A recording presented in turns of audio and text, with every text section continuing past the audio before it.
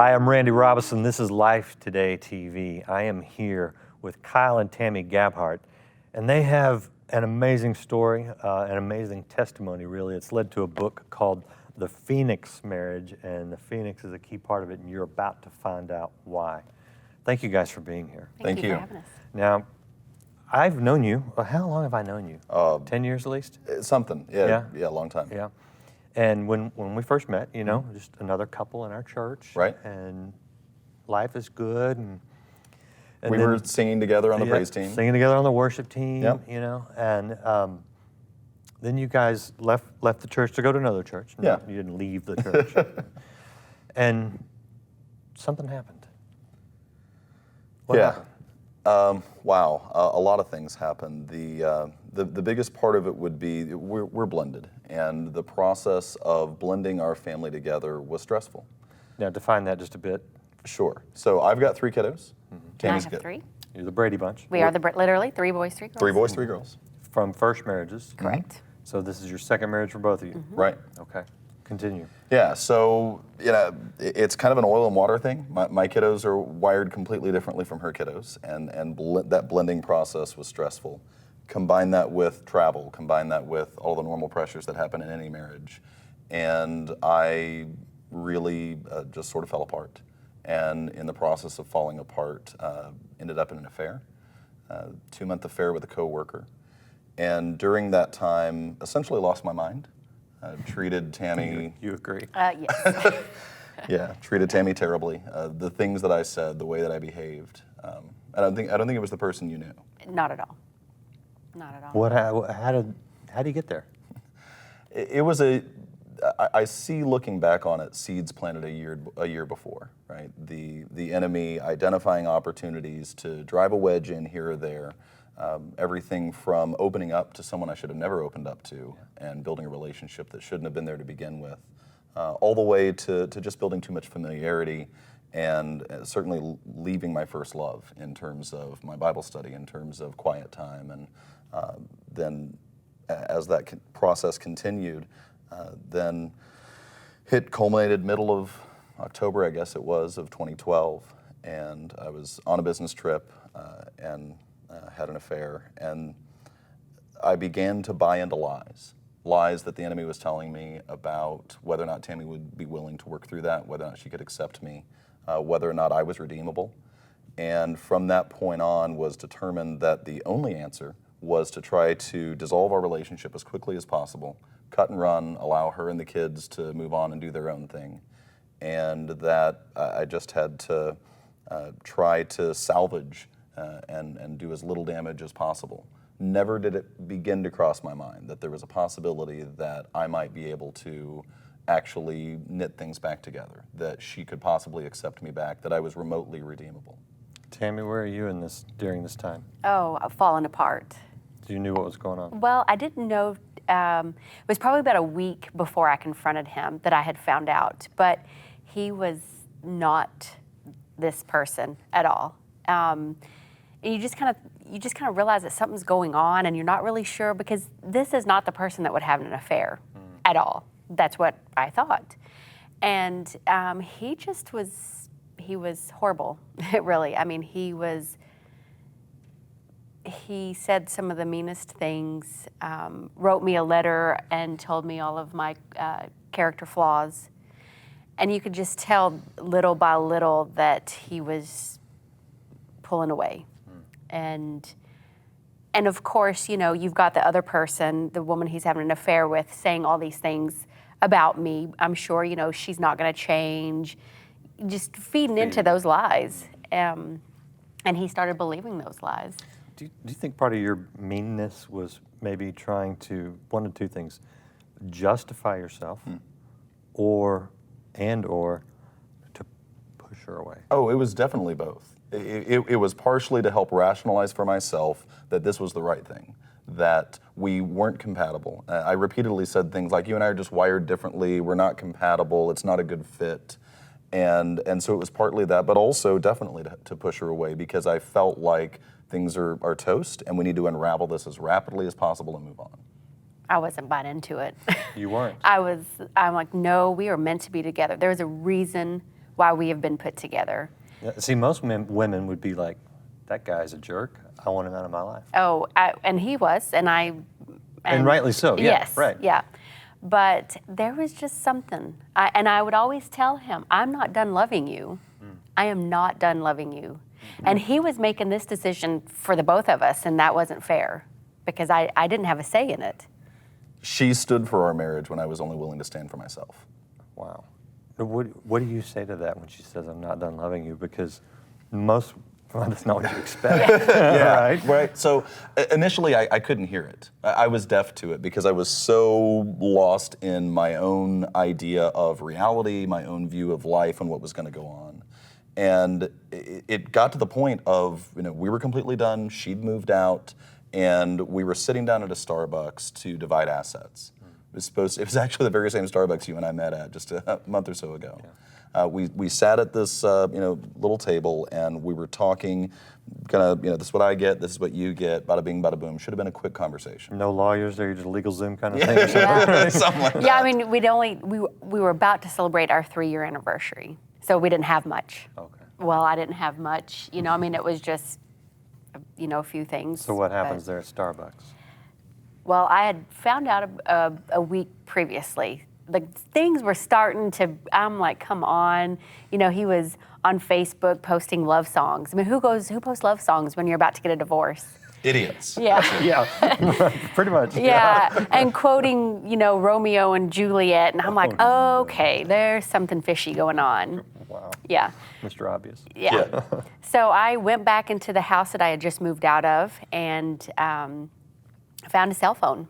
And he had switched cell phones, and he had erased everything but the sent. There was a few sent folder, and that told me everything that I really deep down kind of knew, but it was hard to really accept that. Sure. But it all made sense. And that Sunday, at church, we were supposed to meet that afternoon, and we did. We met him at church, and I was very angry. And God's timing is amazing. I mean, his timing in all of this has been mind-boggling. And I confronted him.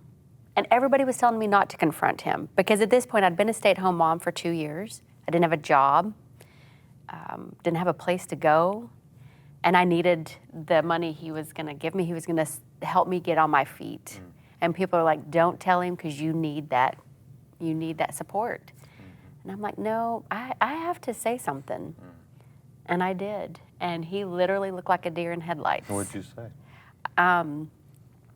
I said, well, I repeated some of the texts that I had read, and I can't repeat them. Right. And he just kind of looked at me, and I said, so you're having an affair? And he denied it at first. Like all classy guys would. Yeah. Because, the texts were lies, of course. And his shirt, literally you could see his heart pounding out of his shirt. That was a dead giveaway. I'm like, oh, he is lying. And then he was like, yes, you're right, it happened once. And I'm like, come on. Still digging for the truth. Yeah. Yeah. And so What are you doing during this? I mean, other than sweating. Well, other than panicking, Right. The conversation initially went about like I expected it would. Of course, I was surprised. I didn't know that she knew. But once it came out, it wouldn't have changed anything. Yeah. Yes, she's angry. Yes, she's hurt. But I was in a cold, dark, selfish place, and none of that mattered. So it wasn't an issue. But there was something else in what she was saying that caused me to pause, because in the middle of the anger, in the middle of the hurt, I also heard grace, and I wasn't prepared for that. And about 3 times throughout the conversation, I stopped you and I said, hold on, let me get this straight. You're telling me that you're a good enough person that you would be willing to work on this with me. Everything I've dragged you through, all the hurt that I've caused you, you would actually be willing to take me back and work on our relationship. Is that what you were saying, Tammy? It was. And it's really weird because I feel like I've kind of blacked out at that point. And it was really like the Holy Spirit had just completely taken over. And he kept saying that. So you're going to take me back? And I said, I really don't understand it, but yeah, I really think I will. And I really didn't understand it because I had just had a conversation a few days earlier with a friend, and I'm like, the trust is just gone. How do you rebuild that trust? Yeah. That's a good question.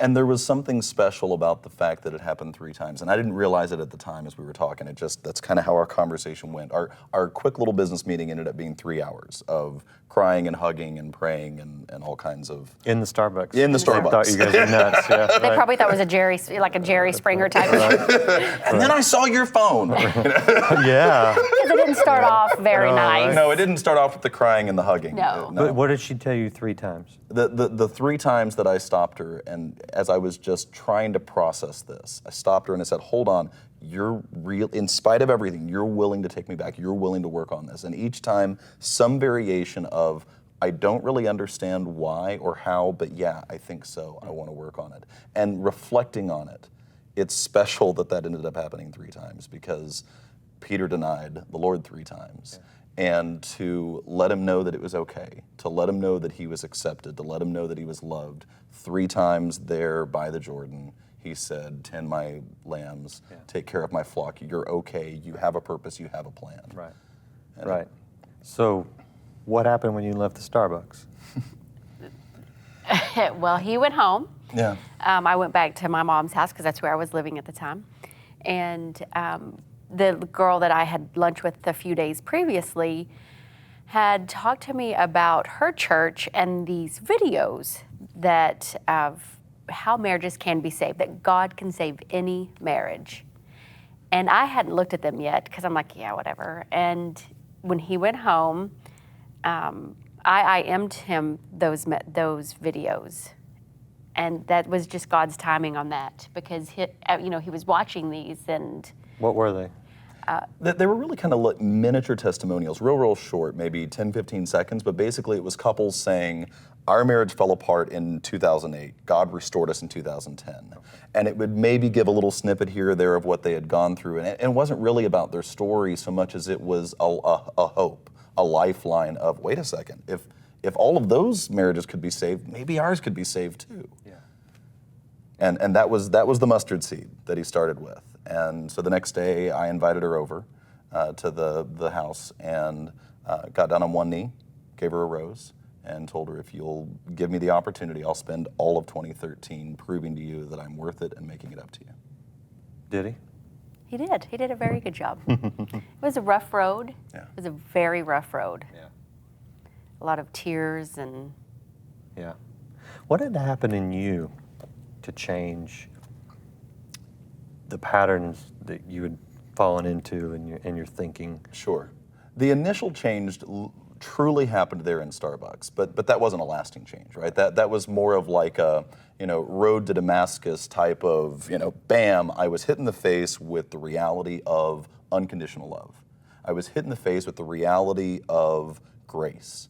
And I was seeing it demonstrated in my wife in a way that no amount of reading scripture could ever amount to.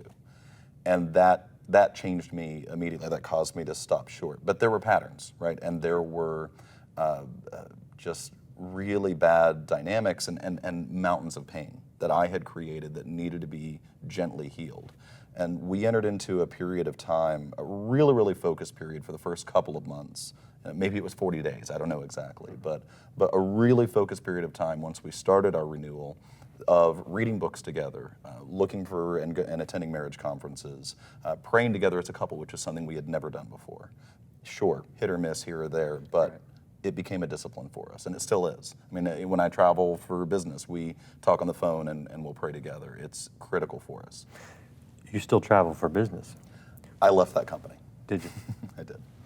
But yes, okay. I did. Yeah, okay. All right, that answers that question. But what's different when you're away? How do you keep yourself accountable? Are there some practical things that change so that you don't find yourself in a bad position? Absolutely. So one of the first things is, and the Lord gave me a wise woman, and I didn't always listen to her wisdom, but she had told me for years about safeguards that other people put in place, such as making sure that you never have dinner with a member of the opposite sex without someone else there. Yeah. when I would hear things like that, I would think to myself, that sounds like a good rule for other people. But I'm special, and I don't have to follow. I can handle that. Yeah, exactly. I can hang around by the fire, and I won't get burned. Basically, the thought process I had. And so a lot of those kind of things, I've gone, oh, there's some wisdom in that. And there was a really, really brilliant person speaking that into me, and I continued to ignore it. Maybe I ought to apply that and really process it. Yeah. Has it held you back? Has it made you miserable? It actually has made zero impact at all to my ability Negative. to succeed in the career world. There you go. Yeah. It's actually helped, right? It has. Yeah. It Okay. has. So that and the prayer together and just really being conscientious. So even something as simple as how I might interact with someone of the opposite sex, where I might have a tendency just by my personality to be more flirtatious, to be funny, I dial it down just on principle. And that wasn't something I ever even thought about before. Right. Has he changed? Very much so. He has changed. He's like the old Kyle, but a better version of the old Kyle. Probably the biggest thing is the old Kyle was really proud. Really, really proud. And that's, I almost sometimes I feel like I have maybe a little bit of the other issue now. The opposite side of it. Yeah, no, don't worry. You'll be all right. You'll overcome that. 'Cause have you changed? Most definitely. How so? Oh my goodness. I understand what marriage is about. That I didn't have a good role model for marriage. And so I kind of mimicked what I saw. And so now I understand what marriage means. And I will never take blame for his affair because that was not my choice. But I can see bits and pieces of how it got to that point. And I try not to fall back into that. Yeah. And it's stressful because we've got 6 kids and it's a lot. He travels but I realize that my marriage is first. Well, God is first, obviously, and then my marriage. And just when he's talking to me and telling me things that he needs, I listen now. I can hear it, and I'm like, okay. Out of that mess and restoration, supernatural, glorious restoration. Absolutely. You have born a ministry. Farthest thing from our minds, right? Well, and I told him in the beginning, because he was like, I do not want to talk about this. Like, I do not want people to know. And I'm like, you have to. If you can't talk about it, if you can't share this, then we're never going to heal. And we'll never be able to help anybody. Why do you think you need to expose your dirty laundry to heal, as some people would look at it? I think there is so many people that need this, and it's been proven to us. And I think that if people that have been walked through the same path that we've walked through, I think it helps the healing. Yeah. You can sit around and talk about it, and it just, I don't know, it's a healing process, I think. I think there's an accountability too when you verbalize transgression, when you talk openly about what you've done. That there's an accountability there that you have to actually own it. You have to name it, you have to claim it, and really admit this is something that I did. And if you don't tell anyone, then you can almost kind of justify in your mind and kind of downplay how serious it was, how big a deal it is, how much do I really need to change my thought process and my patterns of behavior. Yeah. Tell me about the Phoenix marriage and the things that you are doing now with other couples, because I know that it's turned into a positive thing for other people too. Right after this happened with us, couples just started coming out of the woodwork. It's a much needed. Within 4 or 5 months, other couples started coming to us and saying, we've seen the transformation happening in your relationship and we need that. How have you done it? And early on, we're like, whoa, hold on. We're just barely a few steps down the road further than you are. We're still healing. We don't know. We'll tell you the books we've read. There was this conference we went to that was really helpful. Here's some passages of scripture we've been using. Good luck. Yeah. But then they would ask, well, can we get together regularly for coffee? Could we meet with you? Can you serve as a sounding board? Okay, sure. So we started mentoring couples like that, and after several, feeling unworthy all the time. Oh, absolutely. And throughout that process, then again, so start off with, I said, I don't want to tell anybody. And then it gets to, okay, well, maybe these handful of people can know and we can kind of help them. And then she's like, well, we really have a ministry here and we need to step out and let people know about this. And I'm like, I don't know that that's so true. Because from the outside, I could see how you being forced into ministry a little quick and by human absolutely. standards is actually a part of your healing. It's ended up that way. Would have never imagined that to be the case, but it causes us to process things differently. You know, a lot of the marriage ministries that we had seen gave I would say a general impression of, we have these things figured out, here's the list of things you need to do, and here's the 12 tips to do this or do that, here's 5 ways to communicate better, and that's great. It's hard to relate to. Here's our perfect marriage, Yeah. here's how you can attain it. And our approach from the beginning has been very different. I mean, there was a blog post several months ago, and I said, let me tell you about how badly I hurt my wife this week. Here's a way that I was incredibly insensitive. Here's a way that I brought up wounds from the past and completely dropped the ball. And so it's transparent, it's raw, but it has forced us to process things at a different level. Something that might have happened and it would be easy to just ignore it and go, oh, well, Tammy was upset this week, causes me to go, wait a second, why was she hurting? Let me really think about that. And I process it differently and then find an opportunity to tell other people about it as well. Yeah. And so, birthed out of that has become the ministry. Yeah. Now the hard question. You got 6 kids. You're public with your indiscretions and your pain. Yeah. How did you approach it with your children? That was a really tough call. Was it June or July of a couple months ago we told them? June, yeah, we were doing a podcast, and our oldest 3, the girls, follow us on Facebook. And you don't ever want your children to find out about this from social media. Yeah.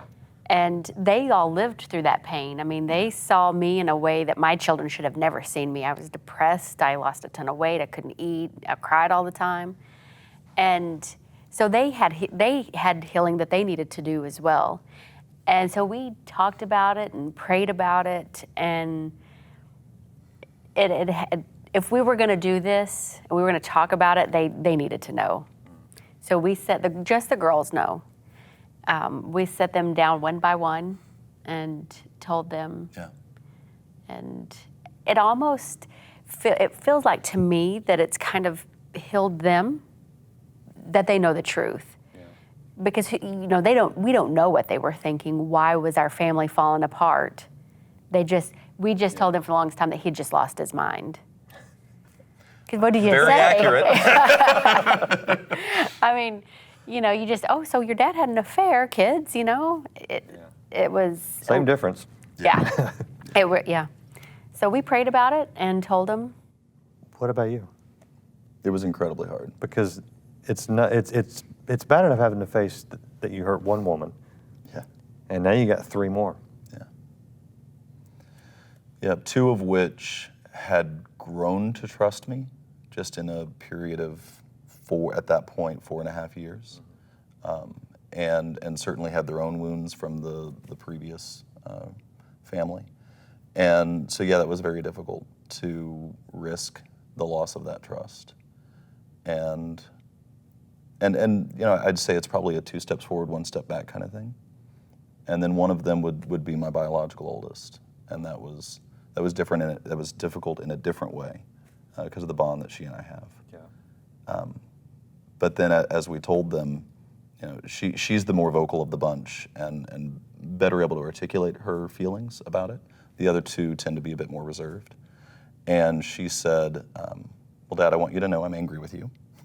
And kudos to her for saying that. She said, but also, Mom, I want you to know that I have so much more respect for you now than I did. You're an incredible woman. And that was coming from a 13-year-old. Yeah. So that was She said, you saved our family. It was special. Yeah. What about your boys? They don't know yet, so 10, 8, and 7. You're going to have to, yeah. This is on social media. Yes. They're sufficiently immature. We've got a couple years before we have to deal with that. But yeah, the girls was definitely the hard one. So what's your message to couples? That it can be redeemed. God can redeem it. Absolutely. God makes beauty out of ashes. and what isn't possible with humans, and what you can't clearly see a way to redeem and fix, he's already got a plan for. If you'll step into that and trust him, he will take your mess and create a miracle out of it. That is the Phoenix Marriage. I want you to get the book. Where can they get the book? Amazon. Amazon, and your website if they want to follow up with you guys? equipyourmarriage.com. Now, I know this is new, but are you guys going into churches or groups, Bible study groups, home groups, and ministering? Are you ready for that? We've been praying about it. We feel like God is leading us there. There hasn't been an opportunity or a timing for it yet, but we think that that's probably But if down the road. someone can ask you, someone can go to your website and ask Oh, you. yeah, absolutely. You bet. Great. Do it. If you feel like God's saying, you know what, I need these people to come talk to my group or talk to us, get a hold of them, go to their website, and do check out their book. It's available now. I appreciate your guys' honesty. I'm sorry for the pain that y'all have gone through and are still working through. Thank you. But I am incredibly encouraged by the hope that I see in both of you. Thank you. And what you've done is amazing. Everybody wants to tell you. Everybody that just watched this interview wants to go, she is awesome. So you're awesome. Thank you. Thank you guys for sitting down with me. Thank you.